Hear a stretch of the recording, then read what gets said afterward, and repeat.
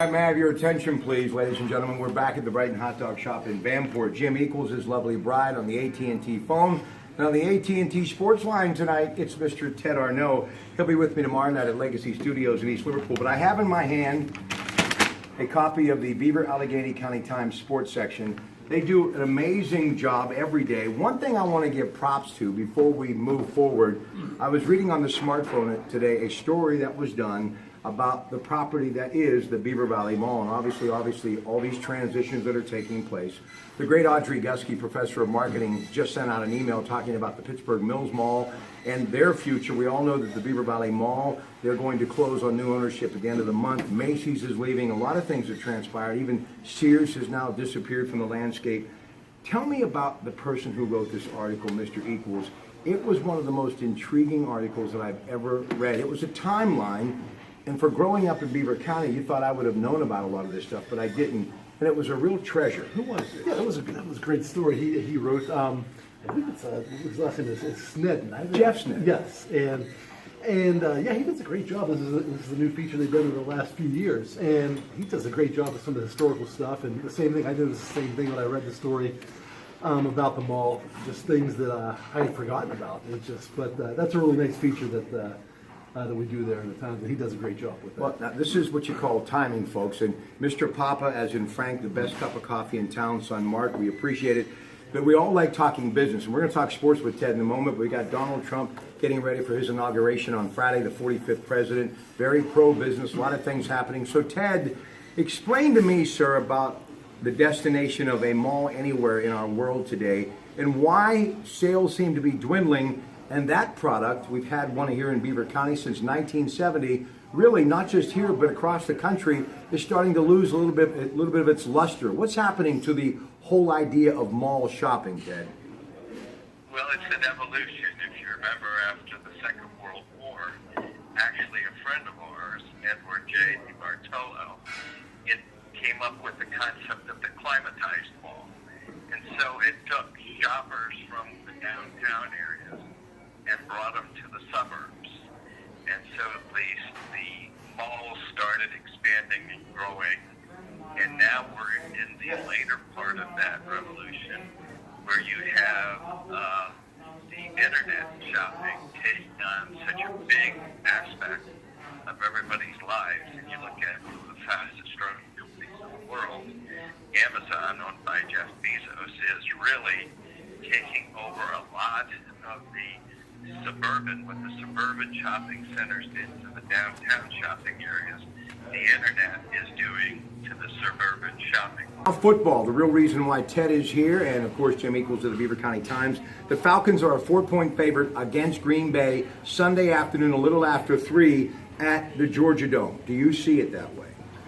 Yeah, you know, I really do like I like Green Bay in this game. Atlanta, they're playing well. Matt Ryan is playing well. He's obviously, as you said earlier, he's potentially going to be the MVP.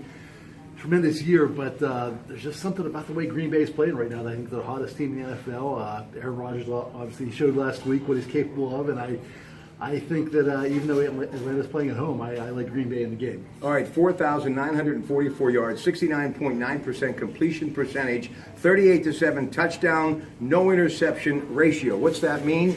He's very good, and he could be the MVP. How good is Matt Ryan the way he's playing right now, Ted? And you have been a little skeptical when we have talked about him for many years on the Coons Market Black and Gold Sunday Show. So here's the obvious sports cliche. Is he coming into his own? Well, I think he is, but I think you've got to give recognition to Green Bay's receivers. I think Atlanta's receivers, they probably have some of the most gifted receivers in the NFL. And as a group, I think they're playing heads and shoulders above everybody. Matt Ryan's a great quarterback coming out of Boston College. He always had some good years, but he's had problems with the playoffs. And this year, he's shown that he can meet those kind of pressure situations. But I really like the receivers, and I don't think Green Bay's secondary can match up very well with those receivers. So I like Atlanta.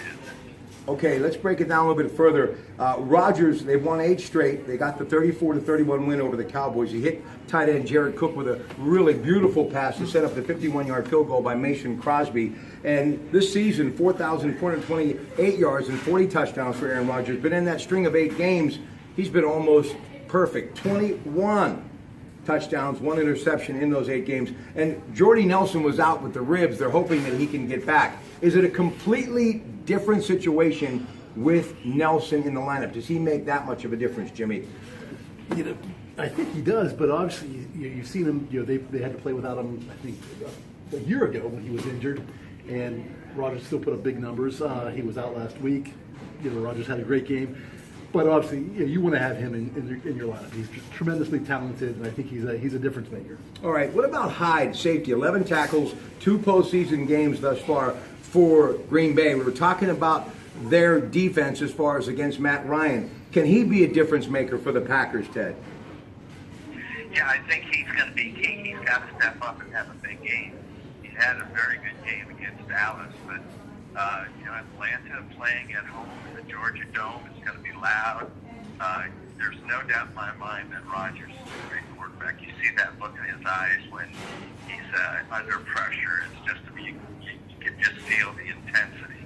But Atlanta seems to be destined this year. I just really think they've put together a great team, and this is going to be their year. It wouldn't surprise me, though. I mean, Rodgers has pulled out games, and his statistics are unbelievable ever since he said everybody's just got to sit back and relax and let us do what we do best. And he has done it as well as anybody can possibly do it. Should be a great game. Ted Arnaud, of course, with me tomorrow night, Legacy Studios, Jimmy Doe Savage's wonderful studio in East Liverpool. And then we're on the road again Thursday, and then we all reconvene Sunday on the Coons Market Black and Gold Sunday show from the Coons Market on McKnight Road. The Falcons have been incredible, and my son gave me a lot of information on the way home from Quigley Catholic. So what does he get in return? 2 chili dogs, large fry, and chocolate shake. My daughter, plain hot dog, regular fry, and chocolate shake. Dad is bringing home the goods. And my son, we were talking about Devontae Freeman and how good he is. Everybody thinks about Julio Jones. Remember now, the Falcons have won 5 straight, and they've scored 33 points in all of those games. This team can put the points up. The Packers' defense, even with Hyde, I just don't, and Clay Matthews, we just keep waiting for his return. He obviously a guy who can disrupt things, but I just don't see anybody stopping Atlanta in this high-octane offense, Jim. That's going to be that is the big question mark. Ted touched upon it as far as Green Bay secondary, how they're going to handle it. This could be a 44-38 type ball game. I mean, this is going to be a scoring fest. So it's going to be interesting to see. But yeah, that is going to be where Green Bay, that's their question mark is on defense. Okay, Ted, let's just look back at when you were coaching with your son at Oak Glen, and he asked you some defensive questions. So if you're scheming this thing and you're X and O's and you're in the boardroom with your son and the coaching staff, let's pretend that you've got to come up with a defense to stop Atlanta. What do you do, Coach, to stop this high-flying offense of Atlanta?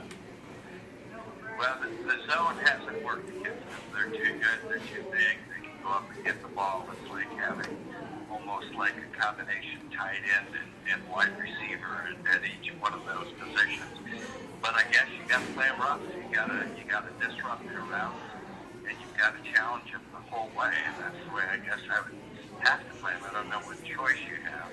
And then, if you can hold them, if you can hold serve on 3 or 4 different occasions and let Rodgers do what he's going to do, that's your best bet for a win. But I think they got to play extremely aggressive against those receivers because sitting back playing the zone, it just picked them apart. So that's what I would tell them. All right, let's move on now to why we're here. Obviously, the Steelers at Gillette Stadium, 6:40, CBS, KDKA TV2 locally Sunday. Patriots, as of today, out of Vegas, 5.5-point favorite. Of course, 27-16, Week 7. Steelers lost in New England. Ben wasn't there. Gronk was there. 9-game winning streak for the Steelers. They, of course, beat Kansas City 18-16 over the weekend. New England has won 6 straight. They're now going into their sixth AFC Championship game, 2-3 in those previous 5, and they've split a pair of Super Bowls. Brady's had some tough outings against the Steelers in Week 7, 19 of 26, 222 yards, 2 touchdowns. Last week, 18 of 38, 287 yards, and 2 touchdowns. Now, for Brady, those aren't great statistics. Anybody else would take him. Anything going on in his game that gives you hope, Jim Equals, that the Steelers could figure him out and maybe be able to stop what this guy has done, and he has done nothing but throttle them his entire career. He really has, and he just doesn't make mistakes. Even you look at the last game they played in the regular season, not great statistics, but he did just enough, just enough to get it done, and he just seems to do that. Against the Steelers, I don't know what it is. But obviously this game is going to be a lot different. There's no Gronk this time, and Gronk just really kills the Steelers every time. And of course the Steelers have Ben back, so it's going to be a big difference on both teams. But with Brady, he just seems to have a lot of luck against the Steelers. Ted, you all know about Michigan, a big part of your life, and he, of course, 6th-round pick out of there. The Steelers 3-10-1 in their last 14 versus New England. I mean, I don't even know where to begin. My son and I had a deep conversation about it today, and he was telling me that, Dad, I just don't see anybody figuring him out, because we were talking about Danny Amendola still being there, Dion Lewis is there. They have the players, but it always seems to come down to him. Why is this guy so doggone hard to figure out, Ted? Well, I think it's 2 reasons. One, because he's awfully good and he works 110% at his game. The other one, he has this coach, I can't remember his name right now, Belichick, Yeah. who kind of helps him put together one unbelievable game plan week after week, exploiting the other team's weaknesses, and that's what they do best. The thing that worries me most in this game is Ben's and the Steelers' inability in the last 3 or 4 games to get in the end zone. They've had to win a couple of games by field goals, mostly field goals. This one they won by all field goals. They have got to figure out that red zone offense and what's going on. The teams are stacking up against Le'Veon Bell in the red zone, and Ben doesn't seem that he's got the rhythm now to pick the other teams apart. So he's going to have to figure that out in this game. I think it comes down, I think our defense actually has proven to be pretty good. And I think they'll play well against New England. I think we'll have a good game plan against Brady, but we're not going to beat him by field goals. Ben's got to figure out this red zone offense.